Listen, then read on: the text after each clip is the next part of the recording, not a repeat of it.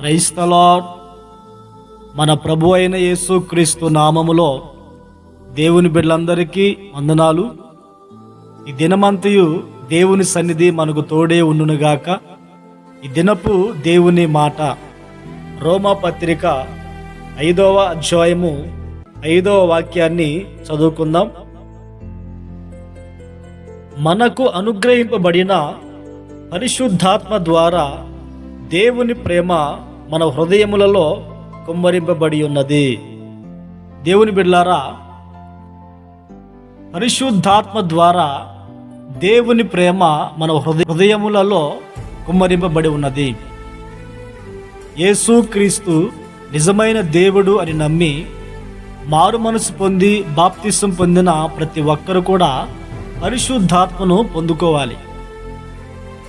పరిశుద్ధాత్మను పొందుకోవాలి అంటే ప్రభు అన్నారు, అడుగుడి మీకు ఇవ్వబడును, వెదకుడి మీకు దొరుకును అని ప్రభు మాట్లాడుతూ అడుగువానికి నిశ్చయముగా పరిశుద్ధాత్మను ఇస్తాను అని ప్రభు చెప్పి ఉన్నారు. కనుక దేవుని బిడ్డలారా, దేవుని ఆత్మను పొందుకున్న మనము ప్రభువుని అడిగాము, దేవుని యొక్క ఆత్మను మనం పొందుకొని ఉన్నాము. అయితే ఇప్పుడు మనం చదువుకున్న వాక్య భాగం ఏంటంటే, ఇక్కడ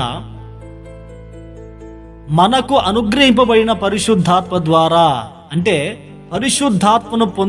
పరిశుద్ధాత్మ వలన దేవుని ప్రేమ మన హృదయములలో కుమ్మరింపబడి ఉన్నది.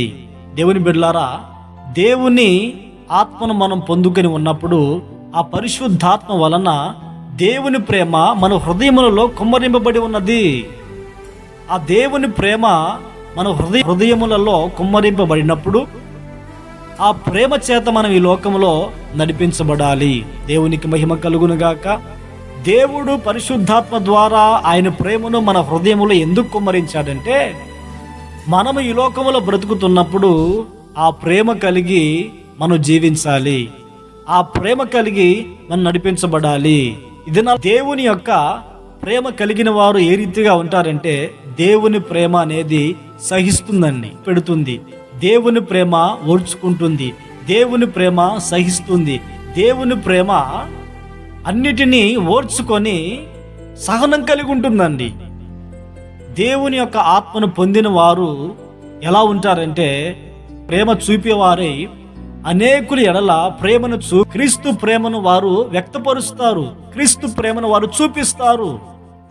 దేవుని ఆత్మ లేని వ్యక్తి క్రీస్తు ప్రేమను కాదండి, తన హృదయంలో ఉన్న ఈర్ష్య ద్వేషాలన్నీ బయలుపరుస్తూ ఉంటాడండి. కనుక దేవుని బిడ్డలారా, మనము ఎవరవి అంటే ఆయన రక్తం చేత కడగబడిన స్వాస్థ్యమైన జనము గనుక, మనం పరిశుద్ధాత్మను పొందుకున్న వారము గనుక, ఆ పరిశుద్ధాత్మ వలన దేవుని ప్రేమ మన హృదయంలో ఉంది గనుక, ఆ ప్రేమ వలన మనం దేవుని ప్రేమిస్తూ ఈ లోకములో మనం ప్రేమిస్తూ తోటి వారిని ప్రేమిస్తూ ఈ లోకంలో ముందుకు కొనసాగాలండి.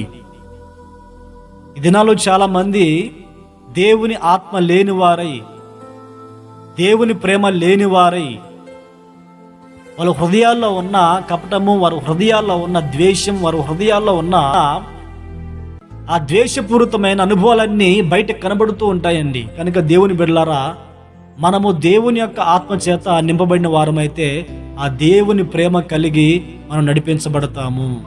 యేసయ్య కూడా ఈ లోకములో ఆయన మనకు మాదిరికరంగా ఉంచారు. ఆయన యొద్దకు ఎంతో మంది తప్పు చేసిన వారు వచ్చారండి, ఆయన దగ్గరికి ఎంతో మంది పాపాత్మలు వచ్చారండి. కానీ దేవుడు ఆత్మ కలిగిన వాడు గనుక, ఆత్మే దేవుడు గనుక దేవుడు వారిని క్షమించి ఆయన ప్రేమను వారికి చూపారండి. దేవుని ప్రేమ లేని వారు హృదయాల్లో ఉన్న ఆ ఈర్ష్య ద్వేషాలన్నీ బయట పెడతారండి. దేవుని ప్రేమ లేని వారు లోక సంబంధం వలె, లోకస్తుల వలె మాట్లాడతారు. వారి మాటల్లో లోకపు అనుభవాలు కనబడతాయి. కనుక దేవుని బిడ్డలారా, ఈ మాటలు వింటున్న మనము పరిశుద్ధాత్మ ద్వారా దేవుని ప్రేమ మన హృదయములో కుమ్మరింపబడి ఉన్నది గనుక, ఆ ప్రేమతో ఈ లోకములో మనము నడిపించబడుదుముగాక. ప్రార్థన.